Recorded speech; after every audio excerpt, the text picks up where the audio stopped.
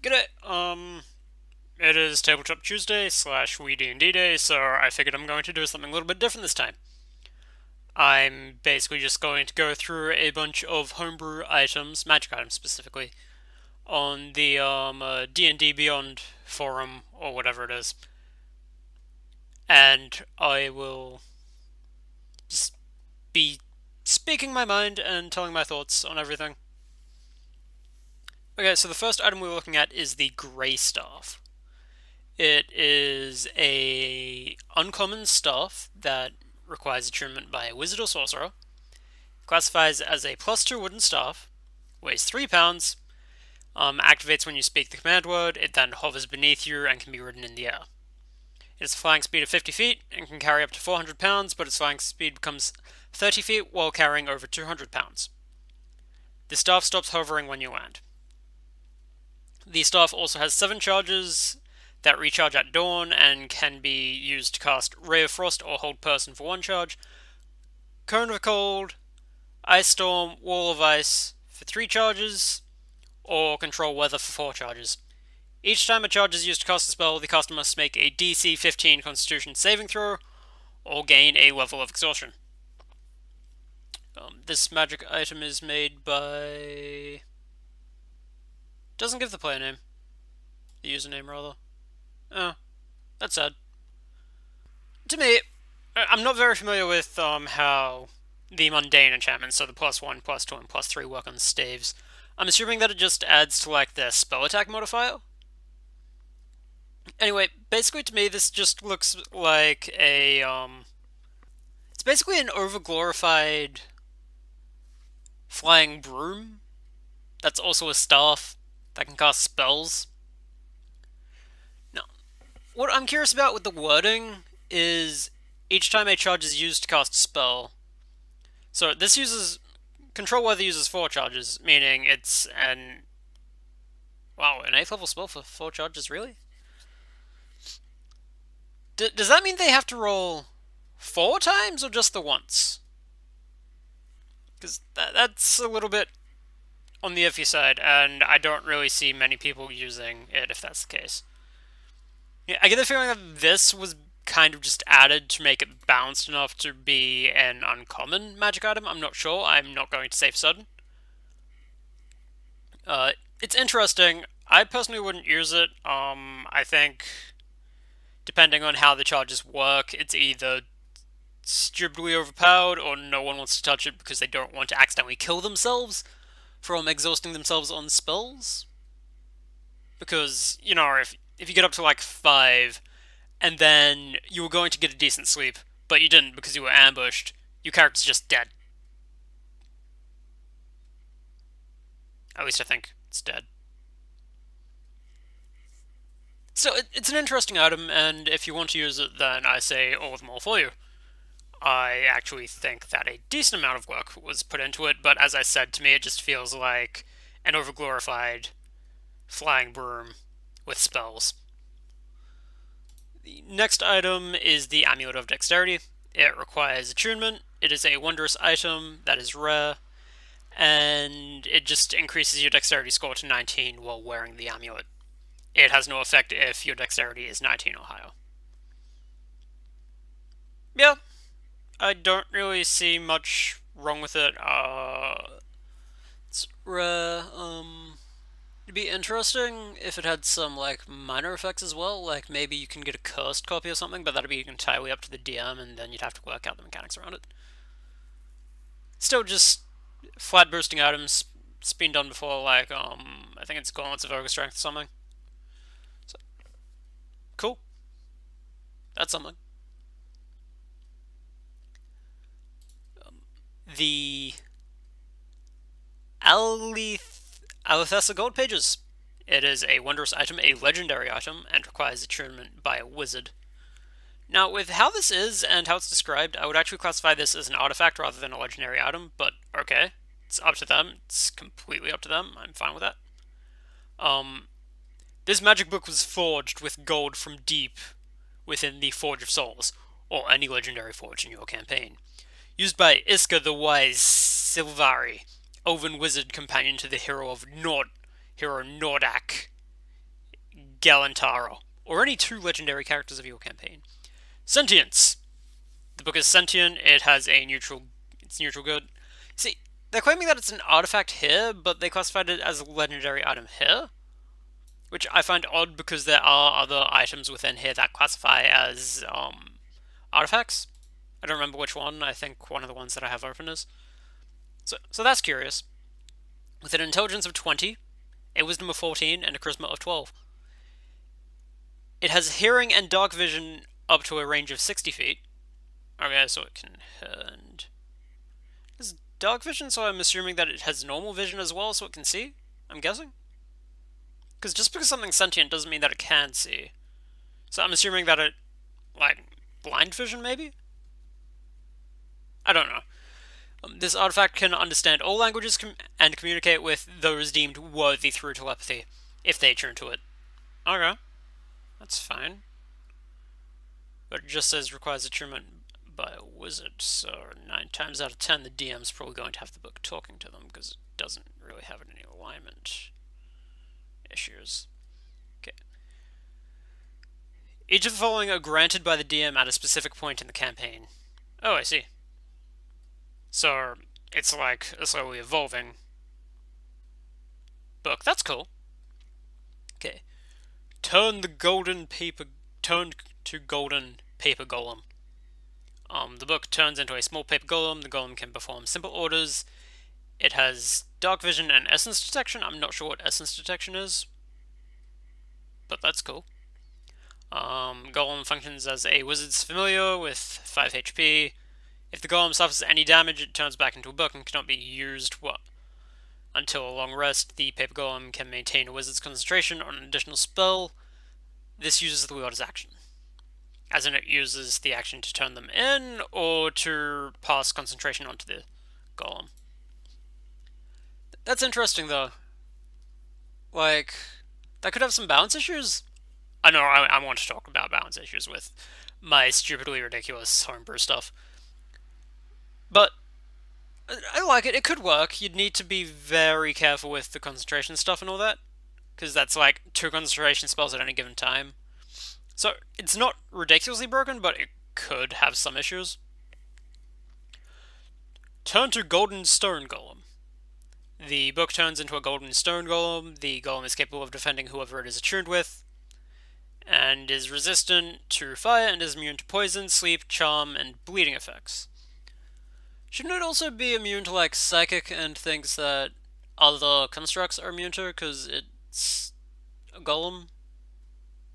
It's just my personal thoughts. I don't know. If the golem suffers 1.5 times the owner's HP worth of damage, then it turns back into a book, and will not be able to be used again until a long rest. It uses the wielder's action. Oh, I see, so it is just using the action to turn them into the golem. Okay. All-knowing but forgetful. The book knows all common spells from level 1 to level 9, but they are lost with each new wielder.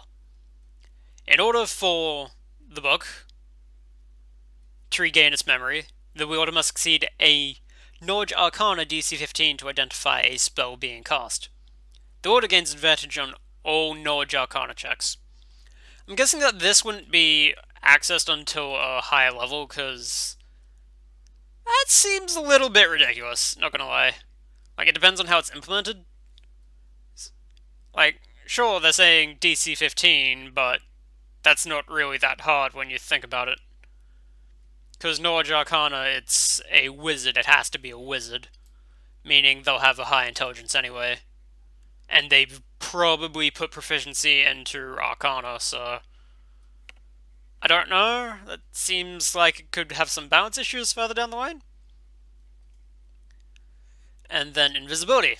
The book can turn itself as a book at will by its commander. I mean, by its wielder, or at will. It's a free action. Okay, so it can just turn itself invisible as a book, as long as it's a book. Okay, so it's pretty decent. My main issues would probably be the additional concentration spell, but that can probably be balanced out. I I personally would have given this proper golem resistances, so like to poison and all that, unless those are the proper golem resistances. I could be wrong, but I think golems classify as constructs, and therefore they're immune to like psychic as well as a few others, maybe. And then this could easily be broken, and I'm not terribly sure how well that would go. Besides for that, I just changed this to like artifact, and yeah, that's really all I have to say about this. It's pretty well done. It's a shame it doesn't have a picture, but I can completely understand that. Okay. Next one, Aaron's Monocle. This is more of a joke item, I feel. It's a wondrous, very rare item. An ornate monocle, when worn, causes the wearer to believe that they are more intelligent than everyone currently around them. This compels the wearer to educate and inform or correct any piece of information, no matter its actual accuracy. I don't think it's very useful, but I think it would be fun to mess with. It's just my personal thoughts. Yeah, that's really all I have to say about that. It's cool. It's cool. I like its name. Very rare. I might drop the rarity if I was running it to like maybe just rare. I don't know. Anna's Soulbender. It is an artifact. Yeah, see, artifact. So they can. It's a ring. It's an artifact. It requires attunement from a druid or an alchemist assisting with the user's medication. Meditation. Okay. Oh, I see. So it assists with meditation. Making one insight DC 19 check once per 12 hours of continuous meditation, attuned on a successful check. So it takes like 12 hours of full-on meditation to attune. Okay, that's interesting. That'd take a while. Okay, is a ring enchanted by the alchemist Anamena. Okay, that's cool. Once attuned, the user may meditate to gain access to the plane of his/her mind and dreams. From here, the user may use the ring to realign and manipulate the rays of the subconscious. The consequences of such actions can vary, including shifts in alignment, rearranging of base ability scores, altering/removing memories, etc. Mind that this can only be accessed through the ring, which must be worn on the left ring finger to work. And if it is lost or destroyed, the user will not be able to revert any changes that they have made. Yeah, okay. Seems okay. The only issue that I really have is this. Rearranging of base ability scores. Because it's doing mental stuff, but it can also move around your constitution, strength, and dex, which are not actually mental components, they're the physical components of the character. So I'd probably remove its ability to manipulate the strength, dex, and constitution of a character. But besides that, yeah, I'm down with this. I probably wouldn't use it, but yeah, I can respect people who would. The Boomerang. I just had to do this because I like the name, to be perfectly honest. It's an uncommon ring. It can be magically linked with up to 3 different items, and you link a new item by tying the ring to the item for 6 hours. Okay, that's cool. Just, tie it to like a weapon or something and just sit around and wait. That'll form the link. If it's full, it'll replace the oldest link with the new one. That's pretty sweet. It might be a little bit annoying if you don't want to replace the oldest link though, but I can understand why they did that. And then as a free action, you can call upon a linked item, causing the item to fly to the ring and meet up where it was tied. I'd personally make that a bonus action, not a free action, but that's just my personal opinion. Besides that, yeah, I can see that working. I like that. It's cool. The next one, I just like bucklers, so I had to include this. It's not actually a magic item. I can completely understand that. Bucklers are a small handheld shield that are effective at both parrying and striking. Bucklers are favored weapons by warriors who don't want to commit to the unwieldiness of full-size shields or exposure to side weaponry. Bucklers count as both a shield and a weapon. Instead of the bonus of +1 to AC regular shields offer, the bucklers only increase your AC by 1. You can strike with the buckler as part of your attack action? Okay. Bucklers have the wide and finesse property. Its base damage is 1d4 bludgeoning. I see. See, I'd be happy enough to use this, it's just I'd be very careful with the wording of it due to the roll rules, because I'm fairly sure that if you strike with your, shield, then you're not using it as a shield, therefore you don't get the +2. Meaning, with this, you would only get the +1 if you're not, actively bashing people with it. At least I'm pretty sure that's how it works. If it's not, then I do apologize. Besides for that, yeah, I'd be really happy to use this. Heck, I would even just use it because I just like the idea of having a buckler. I'd be happy to take the -1 to AC. Yeah. Okay, next item on the list is the Armor of Beasts. It is studded leather, it's uncommon, and requires attunement by a druid. It is made entirely without metal, because druids can't wear metal armor. That's a nice touch. The studs are made of polished ironwood, buckles and clasps made of a cuff of bone, horn, and claw. I personally would have made the studs out of bone, horn, or claw as well, simply to keep the general aesthetic, but, fair enough. That's just fluff, so it doesn't really matter what they say.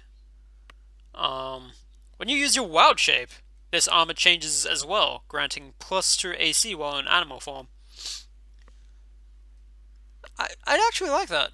I'd be happy enough to give that to a druid or use it myself if I was a druid and my DM allowed me to bring in, a custom magic item. I'd probably bring this in. Seems fairly decent. It plays to the strengths of the druid, which is the wild shape abilities, as well as giving them that extra little bit of durability. Given that it says animal form, I don't think that it would work with, Circle of the Moon's elemental form. I could be wrong, but I personally wouldn't allow it.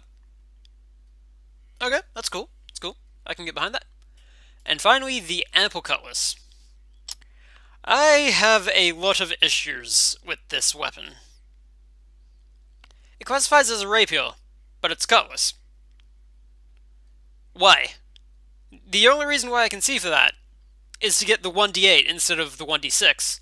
But if you wanted to do the 1d8, just, classify it as, a scimitar, which is more aligned to what a cutlass would be, due to it being curved and actually a cutting weapon as opposed to a rapier and, a piercing weapon. Then just, boost its damage to d8, then just making a rapier to get the extra d8. So that's my first issue with it. It removes the light property, which I can kind of understand, but at the same time, it doesn't make much sense with how they describe the actual weapon. So, special. While wielding this weapon as a main dual-wielding weapon, so I'm assuming it's your on-hand, not your off-hand, increase the wielder's AC by 1 up to a maximum of 19. Okay, fair enough, fair enough. Note, the weapon does not have the light property, meaning that you actually have to have the dual-wielding fighting style to use it. In the dual-wielding fashion, I guess. Okay. This elongated cutlass is made out of dense metal. It may barely be as long as a short sword. See, that's where it stops being able to be a rapier, because rapiers are very long. They're designed for thrusting, so they have to be long to make up for, reach and their weight. So they're designed for thrusting, which is another thing, because this is obviously designed for cutting, since it's doing slashing damage. So the proficiency with the rapier allowing you to add your proficiency bonus to attack rolls and damage to attacks you make with it seems a little bit stupid to me. That's just my own personal opinion. I know that I'm full of opinions that most people probably wouldn't agree with, but that just gets to me. Okay, moving on from that. The blades are a perfect balance of weightlessness and power, and are favored by single-handed duelists. Okay. So it's a balance of both weightless and power, so why does it not have the light property anymore? Okay. Also, why would they make a note of it not having the light property when rapiers don't have the light property to begin with? That's another thing. Okay. Trained dual wielders seen carrying this weapon are known to be quite deadly. This blade can be crafted using materials of any kind, preferably denser than steel. Weighting the blade close to the handle ensures the center of mass remains low. Okay. Yeah, that's fair enough. You don't really want... You want the blade to be actually be balanced, so... Yeah, I guess that works. Weighting the blade close to the handle. Yeah, I think that's how it goes. I'm not great with swords. If you're looking for lots of information on swords, then you'd be better off checking out people like Shadowversity, Scalagrim, um, the Metatron, those people, because they know a lot more than I do. Yeah, I just have a lot of issues with this simply because it sounds like they're just classifying it as a rapier to get like the D8 when that's not really needed. I, Also, why are they making a note of it not having the light property when they list their properties here? Like, why? Just why?